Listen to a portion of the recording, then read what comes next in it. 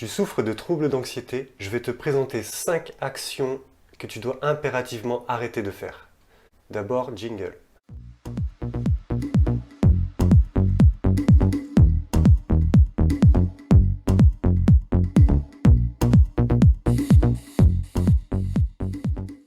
La première chose que je vais te parler, et je sais que tu l'as déjà entendu, c'est de ne plus chercher sur Internet quel type de maladie tu peux avoir. Je te conseille sincèrement d'aller voir ton médecin dès le départ, d'être sûr que tu n'as aucun problème au niveau physique, et à partir de ce moment-là, tu sais que ça vient de ton esprit, c'est un problème qu'on appelle psychosomatique. Donc le fait d'aller sur Internet pour chercher des maladies, je sais que tu le fais pour te rassurer, mais crois-moi, en faisant ça, tu renforces ton stress, et donc en renforçant ton stress, tu vas diminuer ton système immunitaire. Donc c'est contre-productif. Vraiment, arrête ça tout de suite et tu vas voir que ça va aller mieux. La deuxième chose que j'aimerais te présenter, c'est d'avoir un dialogue négatif. Alors qu'on soit d'accord tous les deux, tu as le droit de te plaindre, tu as le droit de dire que ça va pas, puisque c'est vrai, on est d'accord. Maintenant, ce que je te dis, c'est plutôt, une fois que tu l'as dit, une fois que tu l'as pensé, c'est d'arrêter après. Rester focus sur le positif. Pourquoi?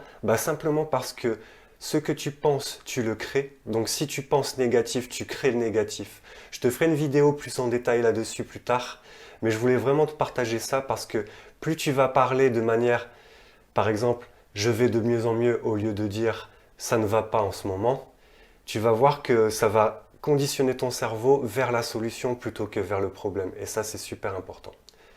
Voilà pour la deuxième chose. Maintenant, troisième conseil, c'est arrêter totalement de t'isoler, d'éviter l'isolement.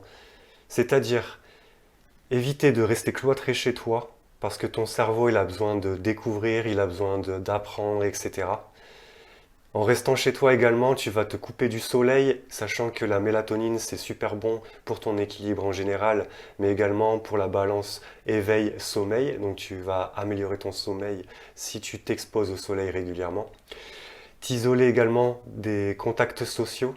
Je sais que quand on a ce genre de troubles, on a tendance à se renfermer sur soi-même, mais il faut savoir que les contacts sociaux, c'est la base de l'épanouissement de l'être humain. Et troisième chose, ne t'isole pas de ce qui te fait peur en général.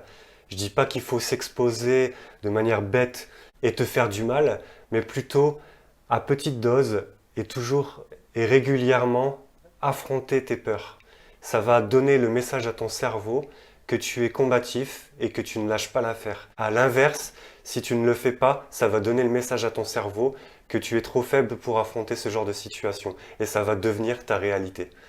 Mon quatrième conseil sur les choses à éviter, c'est d'abuser des boissons énergisantes, de tout ce qui est boissons sucrées et de sucre en général, et également de la caféine.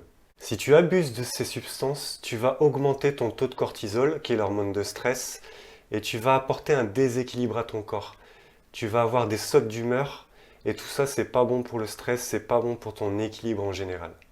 Cinquième chose à ne plus faire, c'est de perdre espoir, c'est de te dire que tu vas toujours être comme ça, que tu ne peux rien y faire, être en mode victime.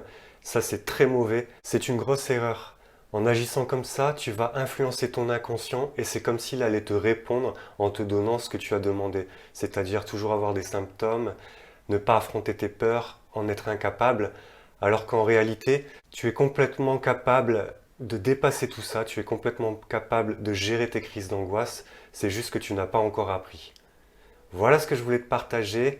Si ce contenu te plaît ou tu as une question, mets-le moi en commentaire, mets-moi un pouce bleu également et je t'y répondrai dès que possible. Et si tu penses que tu as besoin d'aide, si tu penses que tu as besoin d'un accompagnement pour dépasser tes peurs, alors tu peux me contacter, les liens sont dans la bio. Je te remercie pour ton écoute et te dis à la prochaine. Ciao ciao.